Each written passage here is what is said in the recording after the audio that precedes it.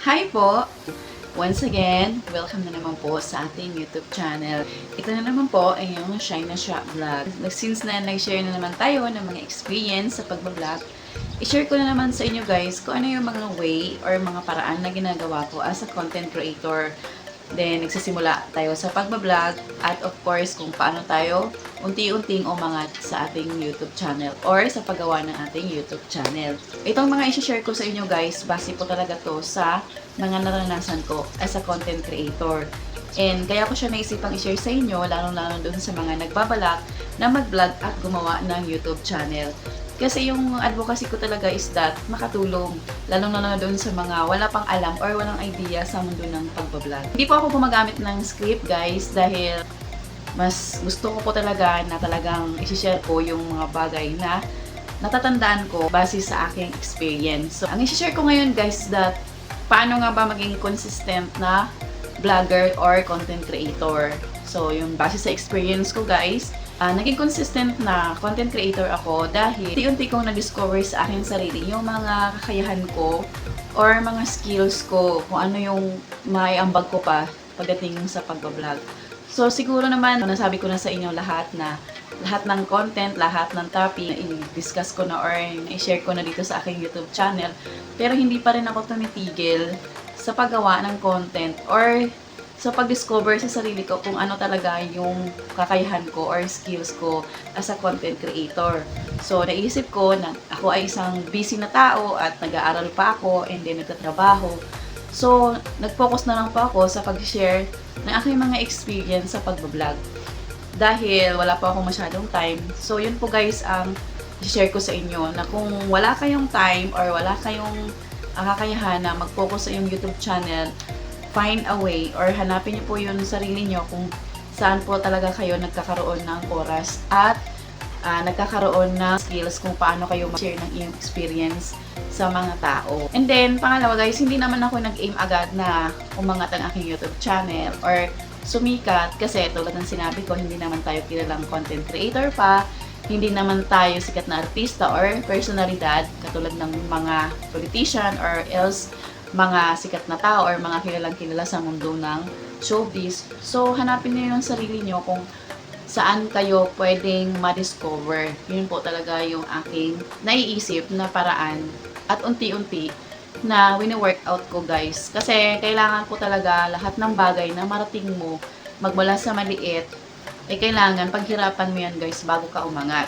Yun po yung aking mga aim ko talaga as content creator na kailangan i-workout mo yung YouTube channel mo at gumawa ka ng paraan or idea kung paano ka ma-discover ng ibang tao sa pamamagitan ng iyong talent at iyong skills at of course ng iyong content. Kung ito ba ay may sense or may aral at kapulutan ng ideas ng ibang tao at ang pinakamalaga ay makakatulong sa pang-araw-araw, lalong-lalo na doon sa mga subscribers at sa mga viewers. And of course guys, pangatlo, kailangan maging proud ka sa sarili mo. Ayan, magkaroon ka ng self-confident. Paano ba maging proud sa sarili mo? Maging proud ka kung ano yung mga bagay na nagawa mo sa isang araw at sa paggawa ng content. Kasi napakahirap po talaga gumawa ng content guys. Lalong-lalo na sa pag-iisip, sa pag-research, kung ano yung pwede mong i-share.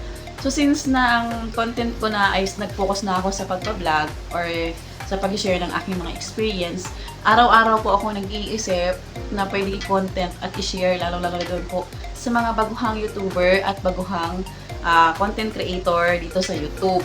Kasi wag niyo po munang i-aim na kayo ay kikita. I-aim niyo po muna kung paano kayo mag-upload ng mga YouTube videos with informative and learning and entertaining content. So, itong content ko guys, nagsasalita lang pa ako dito. But, alam ko na may nanonood sa akin na nakapulot ng aral sa aking mga sinasabi dito sa YouTube.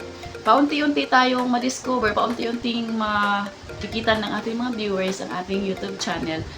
Pero po talaga, nagpapasalamat po ako dun sa mga tao na sumusuporta sa aking YouTube channel. Dahil kung wala sila, wala rin po ako dito na nagsasalita ng mga experience ko sa pag-vlog at patungkol sa pag-YouTube. And then, pang-apat guys, kailangan meron kang tinatawag na self-confident. So, paano ba yung self-confident guys ha? Kailangan lakasan mo yung loob mo na magsalita dito sa harap ng camera. Huwag po kayong mahiya. Kung kayo naman po talaga ay malakas ang appeal sa paggagawa ng YouTube or paggagawa ng videos, why not guys, as I told you before, na kailangan hindi ka mahiyain dito sa mundo ng YouTube. Kasi, paano ka kikita? Paano ka gagawa ng content kung mahiyain ka? Kailangan madaldal ka in a way na may sense at kapulutan ng aral ng ibang tao. Yun po guys ha. Huwag lang kayong madaldal na pwedeng kasiraan ng ibang tao. Madaldal dapat kayo kung saan meron kayong pwedeng i-share at kapulutan ng aral ng iba. Kasi nga, there are 3 kinds of person na pupunta dito sa YouTube. 1, ma-entertain. 2, yung informative content. 3, ma-entertain. So, kailangan meron kang ganong factor para kahit paano isa-subscribe ka at panonoodin ka ng mga viewers at mga subscribers. Kasi kung nakikita naman nila na may sense at may value yung mga sinasabi mo guys, I'm sure hindi sila magdadalawang isip na panoorin ka at isubscribe ang iyong YouTube channel. Ayan. So, pang-5. Yun. So, pang-5 guys ha. Dapat, paano ba maging consistent na vlogger? Kailangan mag-research ka rin sa mga content or topic na pwede mong i-share. Hindi lang basta-basta mag-share ka guys ha. Yun po talaga ay makatotohanan kasi sa mundo ngayon ng social media, marami pong tinatawag na fake news. So, kailangan lahat ng mga information na i-share mo guys is that i-validate mo muna. Kasi syempre, meron po tayong tinatawag na YouTube policies. Dapat po nating iwasan yun guys na magkaroon tayo ng violation sa YouTube. Kailangan po talaga guys, mag-share kayo ng information na valid at makatotohanan po talaga. Pang-6, paano ba tayo maging consistent na vlogger? So, maging consistent tayo na vlogger is that ipapakita natin sa ating mga viewers at ating mga subscribers na tayo po ay kapanipaniwala or makatotohanan yung mga sinasabi natin dito sa mundo ng YouTube, guys. At of course, nakapulutan nila ang araw at maging magandang ehemplo at example tayo, lalong-lalo na doon sa mga gustong mag-vlog at gustong gumawa ng YouTube channel. In my own perspective po talaga, guys, binigyan ako ni God ng pagkakataon na mag-vlog at mag-share ng aking experience dito sa YouTube para maging maganda at mabuting ehemplo din naman ako doon sa mga nagbabalak na gumawa ng videos at gumawa ng YouTube channel at mag-vlog. Kasi since na wala naman akong masyadong nakita dito sa YouTube na nagsishare ng kanilang mga experience about sa vlogging, ang nakikita ko lang mostly dito is that YouTube tutorial. So, sa mga hindi pa nagpunta dito sa aking YouTube channel, i-follow nyo na po ako guys. Marami po kayong kapupulutan na aral dito. Kung kayo po ay nagbabalak na gumawa ng videos, gumawa ng content, gumawa ng topic, gumawa ng YouTube channel, ay dito na kayo magpunta. Hindi po kayo masisiro dito guys. Magkakaroon po talaga kayo ng ideas kung paano mag-vlog. Pang-7 guys, paano ba tayo maging consistent na vlogger? So, ito po talaga guys, ang pinakamahalaga sa lahat na ginawa ko kasi from 0 to 3,000 subscribers, something magpo 4,000 na ako. Prayers. So, araw-araw or pinagpipray ko po talaga araw-araw ang aking YouTube channel para ito ay umangat at dumami ang mga viewers at mga subscribers. Prayers is the key. Yun po talaga yung magandang gawin nyo guys para kahit papano ay umangat ang iyong YouTube channel. Kasi without God, hindi natin magagawa lahat ng ito kung wala si Lord. Sipag, tiyaga, at pagdadasal, yun po yung key kung bakit umangat ang aking YouTube channel. Kasi katulad ng sinasabi ko guys, hindi naman ako artista, hindi naman ako sikat na personalidad para puntahan kaagad ang aking YouTube channel at magsusubscribe ang mga viewers at mga followers.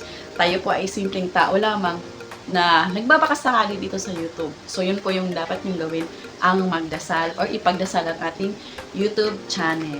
Pang-8, so ito yung pinakamahalaga guys.